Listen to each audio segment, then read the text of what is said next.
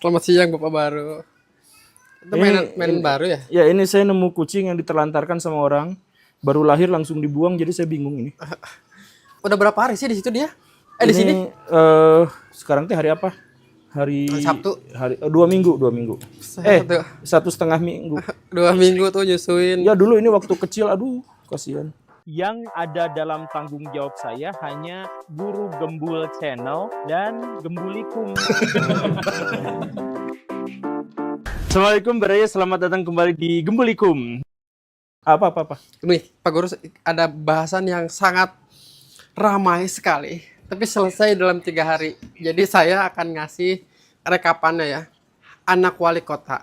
Oh, Di anak wali kota ditegur bawa mobil sama kepala sekolahnya. iya, Kepala sekolahnya dicopot. iya. Hari pertama rame itu.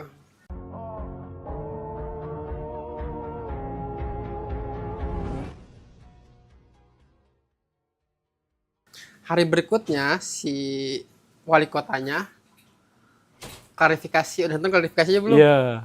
Wali kotanya klarifikasi ini hoax lalala, padahal mah dia tuh dipindahkan emang permintaan dari si wali kota tersebut, Prabu Muli. Dan saksinya udah banyak kan itu si guru-guru Ya betul, juga kan. betul. Dia kan udah sampai pamitan dan segala rupa gitu. Oh. Sampai direspon sama ajudan presiden juga. Nah, yang bikin aneh adalah di video klarifikasi permintaan maaf, si wali kotanya itu menuturkan bahwa kabar tersebut adalah hoax. Sekarang si bapaknya setelah pamitan tidak jadi pamitan kembali dan disambut oleh orang-orangnya. Masalahnya dianggap selesai, Prabu Mulisnya berminta maaf seperti biasa, nangis-nangisan.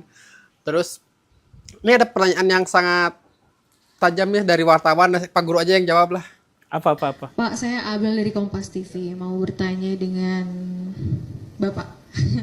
Pak Irjen. Pak Irjen, ini kan soal kegaduhan ini gitu ya Pak ya. Ini kan tentu dari Kemendagri pasti sudah pernah mengingatkan kepada kepala daerah untuk bisa menggunakan wewenangnya gitu kan sesuai dengan kebutuhan masyarakat atau untuk masyarakat gitu. Tapi kok bisa sih Pak masih ada hal seperti ini yang terjadi? Terus yang kedua, gimana Pak untuk mengingatkan kepala daerah untuk bisa menjaga gaya komunikasi, jangan sampai kejadian seperti di Pati atau di Prabu Mulih ini terjadi. Kemudian untuk Pak Roni, kayaknya Bapak nggak perlu minta maaf ya Pak, karena kegaduhan ini mungkin sangat diperlukan oleh masyarakat untuk bisa melihat bagaimana situasi yang sebenarnya terjadi ada di sana. Kemudian bagaimana kita bisa melihat pejabat-pejabat di sana dengan cara gaya komunikasi dan melihat bagaimana cara mereka menentukan dan juga memberikan keputusan wewenangnya kepada masyarakat itu sendiri. Jadi terima kasih karena ini sudah diangkat oleh media-media, kemudian kita semua jadi bisa tahu. Itu saja. Terima kasih Pak. Pongah lah, anaknya pongah Bapak. Gimana Pak Guru tentang keramaian yang terjadi 3 hari ke belakang? Pertama, ini video ini tuh akan saya upload. Bukan video tentang ininya gitu, cuman maksudnya disinilah kita harus mempertimbangkan kembali apakah DPR itu kita butuhkan atau tidak. Soalnya selama ini, akhir-akhir ini, dan berhasil yang mengawasi pejabat itu rakyat langsung. Fungsi pengawasan tuh rakyat langsung. Kayak gini kan, itu langsung rakyat, bukan DPR. DPR kerjanya apa? Kan katanya fungsi pengawasan. Mana ada mereka kerja kayak gini kan, mereka cuma ngambil pajak dari kita aja. Nah tapi kalau fungsi-fungsi kayak gini, akhirnya rakyat yang bersuara. Nah jadi saya bertanya di video itu tuh, ayo kita pikirkan kembali, kita pertimbangkan kembali apakah DPR itu kita butuhkan dalam hal fungsi pengawasan. Itu yang pertama. Kemudian yang kedua, pejabat-pejabat di Indonesia itu bukan representasi dari rakyat. Pejabat-pejabat di Indonesia itu adalah orang-orang yang pasti atau hampir pasti itu arogan. Karena apa? Karena dia tuh representasi dari orang kaya, representasi dari pengusaha. Pasti begitu. Latarnya beginilah. Berapa persen buruh di Indonesia? Buruh mah banyak kan? Banyak banget. Banyak. Jadi di Indonesia profesi paling banyak itu adalah buruh, kemudian wirausaha non formal kayak pedagang kaki lima, tukang baju yang kayak gitu, Ojol gitu. ojol yang kayak gitu, dan yang berikutnya itu adalah petani dan peternak. Itu profesi paling banyak di Indonesia. Berapa persen anggota DPR yang perwakilan dari buruh? 1% kayaknya enggak. Nggak ada, 0%. 0%. Berapa representasi petani? Petani jadi DPR? Ya 0. Semuanya tuh 0. Nah, kebanyakan itu 61% itu dari pengusaha. Nah, pengusaha-pengusaha itu kenapa direkrut sama sama partai politik? Karena partai politik butuh duitnya untuk memutarkan. Nah, begitupun itu DPR setelah wali kota, setelah gubernur juga dipilih oleh rakyat, maka mekanismenya sama seperti DPR. Dia tuh diangkat bukan oleh partai politik, dicalonkan oleh partai politik, itu bukan atas representasi dari rakyat, tapi pengusaha yang punya uang, punya logistik untuk bisa bekerja sama dengan partai politik. Nah gitu. Nah karena mereka sejak awalnya memang sudah seperti itu, maka mereka gak punya gaya komunikasi dengan rakyat. Mereka menganggap sejak awal bahwa diri mereka tinggi, yang lain rendah. Bahwa guru-guru itu dibayar sama saya. Kepsek-kepsek itu dipekerjakan sama saya. Jadi jadi mereka tuh ngelihatnya tuh atas bawah.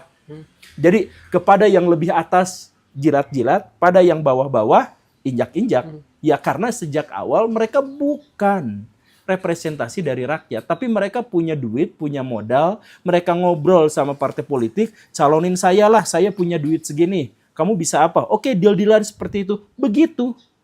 Nah makanya coba sosok yang barusan itu sebelumnya orang kaya nggak? Orang kaya. Sebelumnya udah tajir. Jadi secara tidak sadar mereka tuh nggak mikir bahwa ya harusnya yang bawah-bawah tuh kita majukan gitu. Enggak, ya? mereka nggak tahu itu. Jadi kemarin kan ini bukan soal gaya bahasa, bukan bahasa politik mereka yang gitu. Emang mereka nggak ngerti aja. Coba kalau misalkan ya ada pejabat yang waktu awalnya tuh ngerintis dari awal, dari kecil gitu. Biasanya mereka tuh lebih paham dan gaya komunikasi politiknya lebih baik. Ya tidak menjamin mereka bersih bagus. gitu ya. Enggak, cuman gaya komunikasi politik mereka tuh lebih baik kayak KDM. Kan merintis dari bawah kan.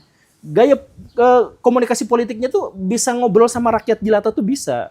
Tapi kalau orang-orang mereka tuh enggak. Mereka sejak awal tuh udah menganggap bahwa diri mereka itu adalah orang kaya, super, dan bla bla bla bla bla kayak gitu. Kalau ngomongin gaya politik, kalau misalkan tentang gaya politik Ahok menurut Pak Guru gimana? Kalau KDM bisa ngerasa, dia kan dari bawah, terus ngerasa bisa ngobrol dengan rakyat jelata. Ahok juga kan basicnya dia pengusaha, tapi Ahok dari bawah. Dia dari kalangan minoritas. Minoritas tuh bawah. Ya walaupun dia punya duit gitu. Tapi dia ngerasain dilecehkan, ngerasain didiskriminasi, ngerasain diintimidasi. Iya, itunya gitu kan. Ya jadi dia pengusaha. Jadi maksudnya dia orang kaya sebelumnya. Bahkan sejak lahir dia di antara tetangga-tetangganya dia yang paling kaya sendiri gitu. Tapi di antara tetangga-tetangganya dia gaul sama yang fakir miskin. Kemudian dia dipersekusi karena agamanya, karena Cinanya, karena apa. Ya berarti dia tuh dalam hal itu adalah golongan minoritas, golongan marginal. Ngomongnya sangklong kan dia tuh. Kayak orang kita aja gitu. Kita balik lagi video yang klarifikasi si wali kota itu. Nonton kan klarifikasinya ngejajar ramean? Tapi nggak semua, cuman nonton dulu aja ininya. Iya, nonton soalnya dulu. Kayak ngapain sih dia tuh klarifikasi tapi ramean gini kan? Saya sebagai wali kota Prabu Mulih mengucapkan permohonan maaf kepada Pak Roni dan seluruh masyarakat kota Prabu Mulih. Masalah berita-berita yang hoax di media mengatakan bahwa Pak Roni sudah diganti dan dipindahkan ke tempat sekolah lain. Ini adalah berita hoax. Saya belum memindahkan Pak Roni. Saya baru menegur Pak Roni karena di sekolahan itu ada masalah kasus yang membuat anak sekolah itu tidak betah di situ. Kasus ini sudah mencuat di media massa. Maka saya sebagai wali kota Prabu Mulih memanggil Pak Roni, menegur Pak Roni, jangan sampai terjadi lagi dan yang guru sekolah itu sudah dipindahkan, sudah 1 minggu yang lalu. Kalau berita masalah anak saya, itu adalah berita hoax. Anak saya tidak membawa mobil ke sekolahan, dan anak saya diantar. Dan kalau ini menjadi satu kesalahan, saya sebagai wali kota Prabu Muli mengucapkan permohonan maaf. Nah, pertanyaannya ngapain sih dia harus rombongan gitu? Enggak, itu ya berarti ini kan validasi. Di situ tuh ada kepala sekolahnya. Nggak ada pas klarifikasi mah. Ada siapa aja itu yang berjejer di situ. Itu validasi bahwa apa yang dia katakan itu benar. Nggak ada kepala sekolahnya, nggak ada. Iya, itu validasi. Jadi bahwa yang ketika dia ngomong, yang lain di sebelah-sebelahnya itu setuju, oh dia juga ngomong kayak gitu. Nah, tapi gini nih, pertanyaan saya tuh, kalau memang masalahnya sebenarnya nggak ada hubungannya dengan masalah mobil yang ditegur, kenapa mang parkirnya juga ikut dipecat? Satpamnya. Oh iya, satpamnya. Nah, itu. Ya satpamnya tuh kan yang ini mobilnya kan pasti kan? Nah, tapi kalau saya juga belum tahu itu hoax atau enggak, cuman yang jelas di sini sekarang anggota DPR, pejabat-pejabat publik, wali kota, gubernur semuanya diawasi oleh rakyat, oleh netizen. Kalau misalkan memang ada kasus, kan kasusnya konon katanya teh yang mesum-mesum gitulah ya, kepala sekolahnya tuh. Kalau memang itu mesum-mesum kayak gitu, bukan ditegur lalu dipindahkan, tapi langsung dipidanakan. Ini kenapa malah tidak gitu ya? Jadi mendingan kalau misalkan mau bongkar aja semuanya, Pak. Bongkar aja, jangan ngerasa nggak enak. Pokoknya bongkar aja semuanya, nggak usah ada yang ditutupin. Nah, tapi kalau misalkan Bapak nggak berani ngebongkar semuanya, padahal Bapak adalah pemimpin, punya kewenangan. Nah, jadi ya masih ada yang disembunyikan, ya kita pantas untuk curiga. Saya juga udah nonton itu klarifikasinya, tapi yang lebih pendek dari itu, dan dari orang lain katanya soal chat mesum atau apa gitu kan.